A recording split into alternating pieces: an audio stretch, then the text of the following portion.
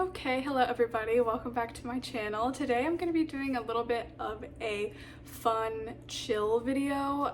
My last two videos were like my big end of year videos, and this is just going to be something a little bit more relaxed and more fun. I'm going to just be going over my December wrap-up from Storygraph and my Storygraph year in review because I love looking at all the little stats and charts and stuff that they give you. And because this is a fun, chill video, I'm wearing my glasses to indicate that we're being fun and chill. It has nothing to do with the fact that I just don't want to put my contacts in. I filmed this video already. I filmed it a couple days ago, but there was a stink bug like crawling across my wall, like right above where I film, and like you could tell the entire video that I was viscerally terrified that the stink bug was going to fall on top of me while I was filming. So like the whole video I'm like talking while looking up like this, like tracking where it's going, and I just didn't think I was giving the best chill fun energy in that video, so we're gonna do it now. Okay, so let's go through my December 2024 wrap up. So I read 21 books in December. That was one of my highest months, I think, because I read a lot more in the second half of the month because I was at home with my family doing nothing. They like to watch football and I'm not really a huge sports person, but I didn't want to just be in my room not being with my family during the holidays, so I would go out and read a book on the couch while they were all watching football, and that would be how we hung out, which is might be the saddest thing I've ever said. But I read 9,181 pages. I think that's my second highest pages of the year, but we'll see in a minute.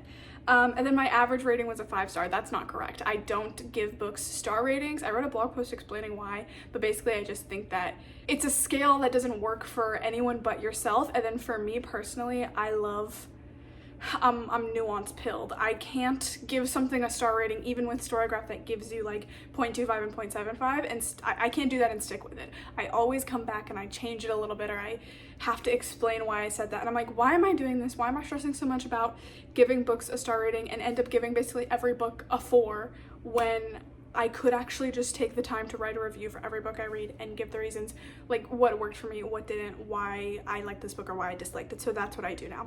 But if I really, really love a book, then I will give it 5 stars and put a favorites tag on it, just so I know. Because if a book has a favorites tag and a 5-star, that's like the top of the top. And in December, I did have a book that I rated 5 stars. I rated Hilary Mantel's Bring Up the Bodies 5 stars. I tagged all 3 books in the series with my favorite. This made it onto my best books of the year list. I loved the Thomas Cromwell trilogy by Hilary Mantel. Really, really enjoyed it. But the only one that got a 5-star rating was the second book. I thought that was the best book in the series. I really enjoyed that one, and so I had to give it a 5. My average book length was 406 pages. I'm 300 to 500 book girly. That's my typical range. I will read books that are much longer, like my beautiful Game of Thrones books, like my Robin Hobb books, but I typically stay in that range. I don't like to read books that are too short or too long. And then my average time to finish was 3 days. I hate to say this because it always sounds like I'm humble bragging or like tooting my own horn, but I read pretty quickly, so I can finish a book pretty fast. Honestly, it's like I don't usually finish a book in 3 days. It's either I finish it in one day in one sitting, or it takes me like 2 weeks to read it, and they just average out to 3 days. So yeah, looking at my pages read, I did read more pages overall in the latter half of the month, again because I was at home with my family.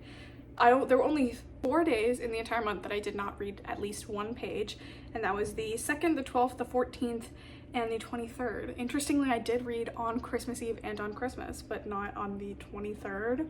Not sure what that's about. And then 62% of my books were in print and 38 of them were digital. I prefer books in print, but if, you know, I can't get access to a book in person, or if it's like rare out of print, then I will use Libby. And I feel like this was more. I read more books digitally this month than the other months. But now we're gonna look at my 2024 reading wrap up. I'm gonna screen record so that you can see it too.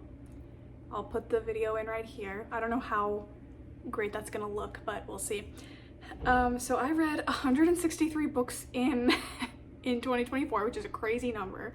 I read a lot, but I've never read that much in a single year. I think I will say, I've said this before, I'll say it again, it's because I got a job at the library. It's because I just had so much access to books that I didn't have before, and because I really learned what you could access at the library. My library system is really excellent. It's a great library system. It has a lot of transit. It's like a statewide library program, so if my library doesn't have a book, but there's a library in the entire state that is part of this like statewide system that has it, they will ship it to me. So that just opened up access to so many books that I don't think I ever would have gotten my hands on otherwise, and just the amount of times that I've just been checking in books and seen something that looks really interesting and been able to just take it home with me right away because no one else has it like on hold has been so great for my reading habits. Just being around books every day, just seeing people check out books every day, it has really restored my faith in humanity and has really made me read so much more. So I think in the beginning half of the year, I was not reading as much. I was reading like still a pretty good amount, you know, like 8 to 10 books a month. And then in that second half, once I got hired at the library, it was just like double that. So we'll talk about that. So 163 books and 68,425 pages. The first book I read in 2024 was The Cipher by Kathy Koja. This was an honorable mention on my best books of the year list because I really loved that book. It was the first book I read in 2024 and it stuck with me for the entire year. I kept thinking about it, and I want to read more by her because I know she has other books like in a similar vein. So, and then my last book was Lee Bardugo's The Familiar. This was like literally like a Hail Mary. This was a 11th hour last book of the year. I literally finished this on December 31st at like 10 p.m. But it was a good read. It wasn't the best book I've ever read. I'm not obsessed with it, but it was a fun, atmospheric read. To no one's surprise, least of all my own, my mood map is pretty low. I got a little happy in August, and then we came right back down. Yeah, I'm not a cozy girl. I'm not a fluff girl. I'm an angst girl, unfortunately. I like my characters to suffer. This is what I wanted to read. This is what I want to see. The amount of books read versus the amount of pages read. So as you can see, in May, I only read 15 books only. I mean, that's still a great number. In May, I read 15 books, which was not my highest month book-wise, but the amount of pages I read was 9,824, which was the highest amount of pages read. That's because that was the month I read 14 out of 15 Realm of the Elderlings books. So even though I only read 15 books, I was reading a lot of pages because if you've never seen Realm of the Elderlings, they're pretty hefty. Like this is a smaller book in this series, I would say. Yeah, like 850 pages. It's funny because this is the first book in the series. Pretty short, pretty manageable. For me, this is short. This is 400 pages, about 400 pages. And then the rest of them just get longer. So 9,800 pages in that month. I read the most amount of books in September. I read 28 books in September, and that was actually my second highest page month. I read 9,111 pages in September. And then it looks like the second highest month was October, which was 19 books. And then again, you can see that big spike in, first of all, May, which is when I read the Realm of the Elderlings books, and then again in August, which is when I got hired at the library. And it spiked up and has stayed pretty high. I did meet my reading goal. My reading goal was 50 books, which was relatively low for me. I think I read 75 in 2023, but I graduated this year, so I was like, I'm not sure if I'm gonna have the time to be reading as much as I have been. I'm not sure if without books, I was an English major, so I was like, I'm not gonna be reading books for class anymore, and that might bring, you know, the number down organically. So I'm just gonna go like a nice even 50, and if I exceed that, great. If I hit it, great. If I don't hit it, great. And I ended up hitting it, and quite vastly exceeding it. 326% of my reading goal, which is great.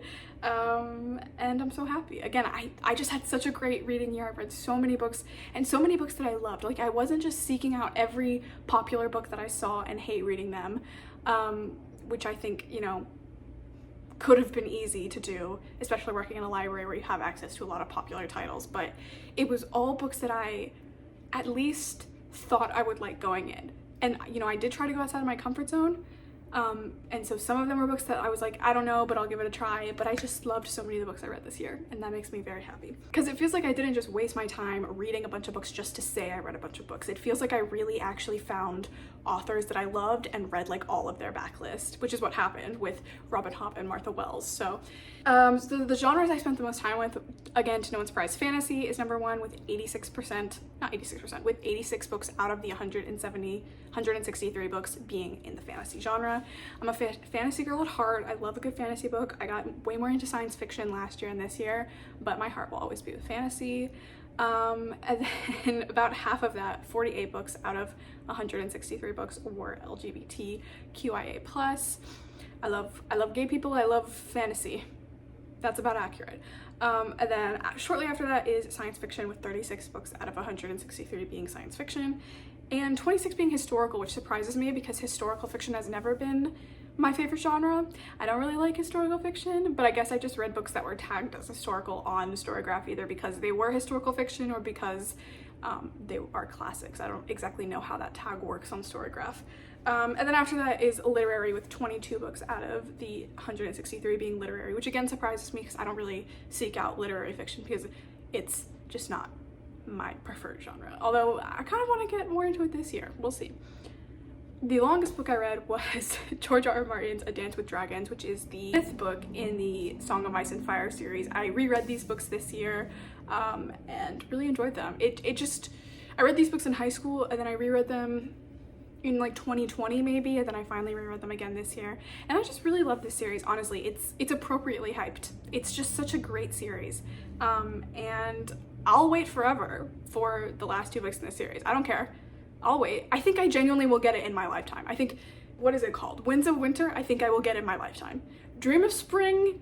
Maybe not, but Winds of Winter I think I will get in my lifetime, which is such a low bar, but I'm glad. I'm glad if he can clear that. And no pressure to George R. R. Martin. You take your time, sir. Let it cook as long as it needs to cook.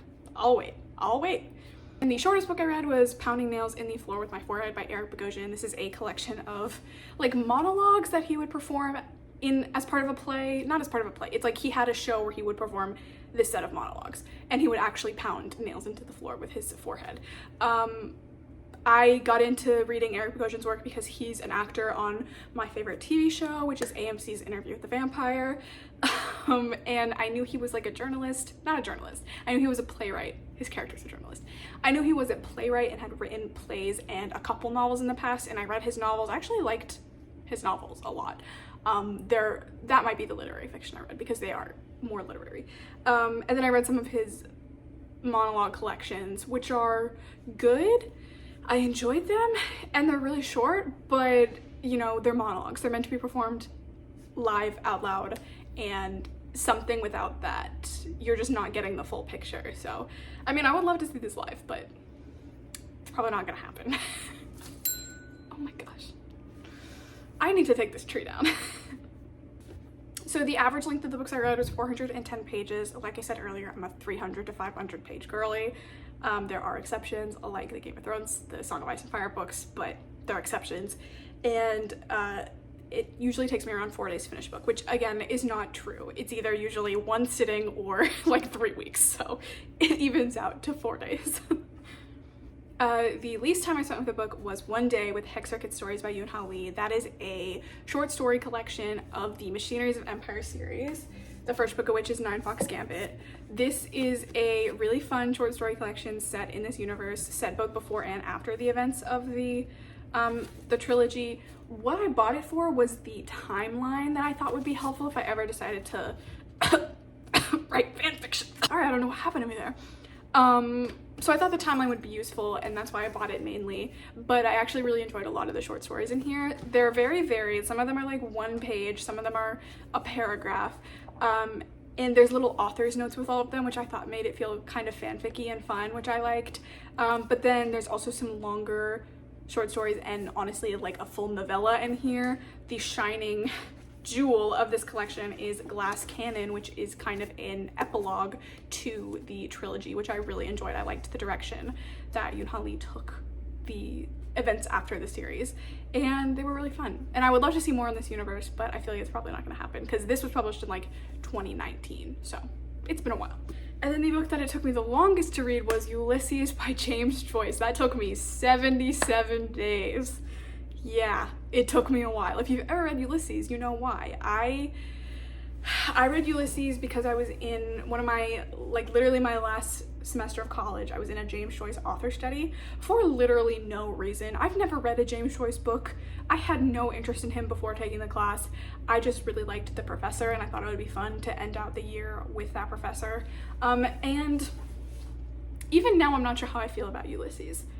I would say I liked it. I think I'll say I liked it because it is such an interesting, it's a book that has a lot going on and a book that is really rich for study. I really enjoyed studying it in a class. I don't think I would have enjoyed it as much if I just tried to read it on my own, but reading it as part of a class where we had like a week to read a chapter and then we would come into class and just discuss the chapter with the professor who's like a James Joyce scholar and like knew what he was talking about and had taught this book like 40 times. That I think is what made me really enjoy it, just to have so much, not prior knowledge, but like context and, you know, learning stuff about it that I wouldn't have learned otherwise and really getting time to break it down into small digestible chunks. And I do think I ended up liking it. And I wrote my last paper of college about this book and I got a 98. So I'll always look back on it fondly. Although I do think I enjoyed Portrait of an Artist as a Young Man better, just because it's so much more concise. The authors I spent the most time with in 2024 was Robin Hobb with 19 books. That's because I read 14 out of the 16 Realm of the Elderlings books. I finished that series in 2024 in May. And then recently I got my friend to read the series and she really enjoyed it. She loved it. She's done with it now. And that I kind of started reading along with her. I quickly fell behind. I got stuck on the live ship books again, not stuck in a bad way, just like life stuff came up and she finished the series before I could even finish live ship. But that's the Robin Hobb effect. You go through these books so fast your first time. So that's why I've read 19 of her books. And then the second most author that I read was Martha Wells. I read 12 of her books. She is really famous for her Murderbot novellas, which is this like sci-fi series centered around like a AI robot that has hacked its own programming to be able to do what it wants. I read like 2 Murderbot books. I think I actually read one this year. And I think they're fine. I think they're fun and well written, but they're just not my kind of sci-fi. But I really love Martha Wells's fantasy. She used to be a very prolific fantasy author. She's going back to the genre now with Witch King and Queen Demon, which I'm very excited for. But she used to be known for her fantasy on a lesser level than Murderbot. And I found myself really enjoying reading a lot of her old fantasy and really enjoying it. I've got my little Martha Wells collection. I think my favorite is probably Death of the Necromancer. I don't know why. This book is just so fun to me. And look at how beautiful this edition is. I went and bought this edition specifically from like a secondhand book site because I just thought this is the version the library gave me and it was literally like falling apart. But yeah, I still thought it was like the most beautiful book I'd ever seen in my life and I had to buy it. And look who blurbed it on the back. Robin Hobb. It's all coming together. It's all coming together for my master plan. I don't know what this means, but it means something. And then after that I read 7 Yoon-Ha Lee books. I think I reread the trilogy, read Hexagon Stories, and then reread the trilogy again. I just love the Machineries of Empire trilogy. I don't know why. I don't know why these books were like cracked to me, but I love them. Again, my average star rating was 4.49 because in the first half of the year I was still using a starring system, and then in the second half of the year I dropped the starring system and only started giving books that I loved 5 stars. So the 5-star reads, the books that I first read this year were Exordia, again on my best books of the year list. I loved Exordia. I was waiting for it for so long and I loved it so much. And Assassin's Fate, which again, loved. It's funny because I don't even know if I would say that book is a 5-star for me, but like the series as a whole is just 5 stars. 5 stars to all of them. In retrospect, I feel so fondly about the series that I'll give every single book a 5-star, even if it doesn't deserve it. And then I also read Bring Up the Bodies by Hilary Mantel.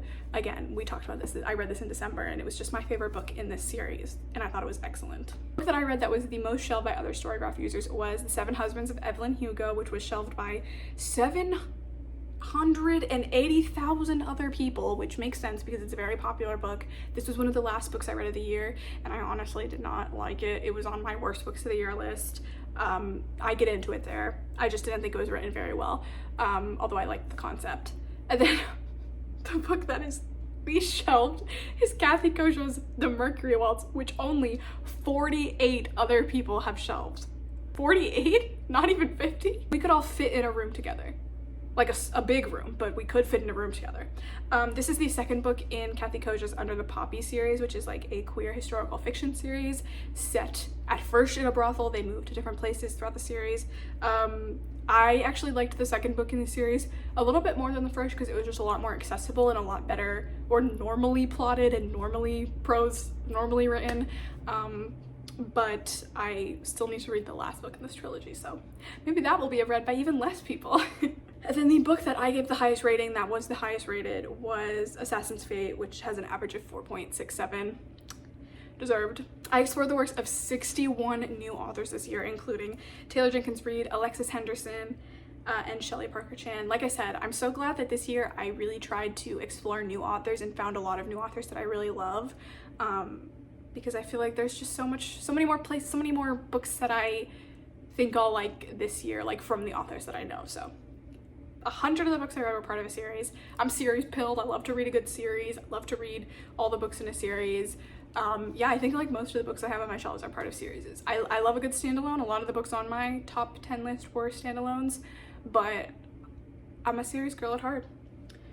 I reread a total of 22 books this year, which feels low. I feel like I reread a lot more than that, but it could be that they just weren't logged on my Storygraph before, or maybe I did only reread 22 books this year and they were all just books that I love so much that it felt like more.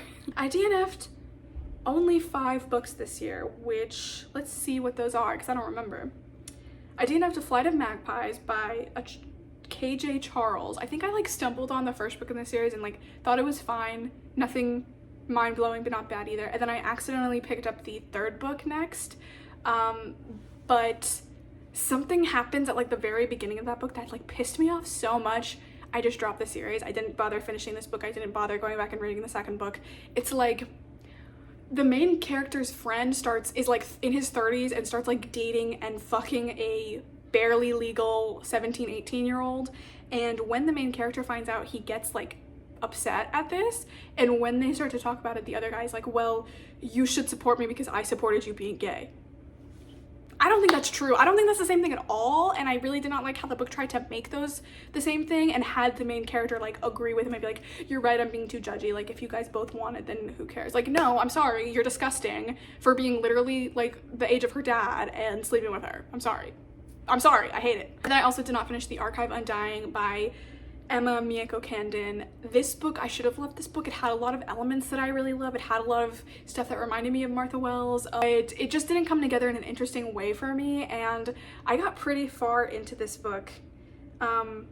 No, I didn't.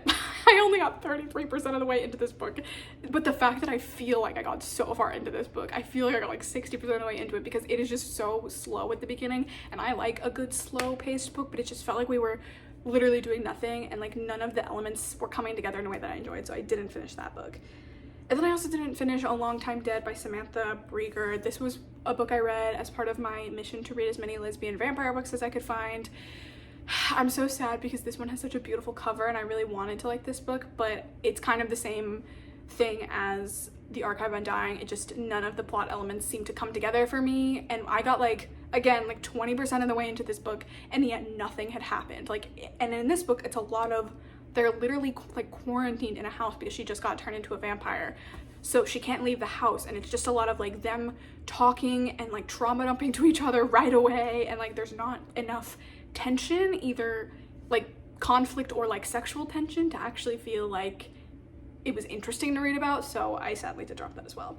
And then Chain Gang All-Stars by Nana Kwame Adeji-Brenya. I want to finish this book. The only reason I didn't finish this book was because I ran out of time on my library book and it was automatically returned. But I do want to finish this one.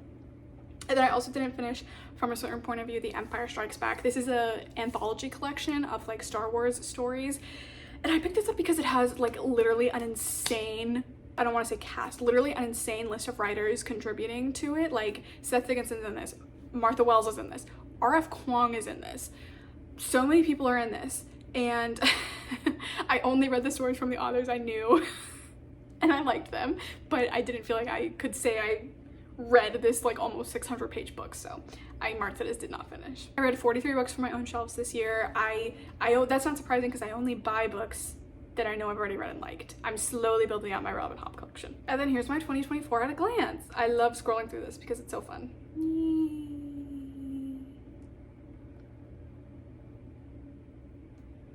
Yay! There's that done. and my foot's falling asleep, so I'm gonna wrap this up really quickly.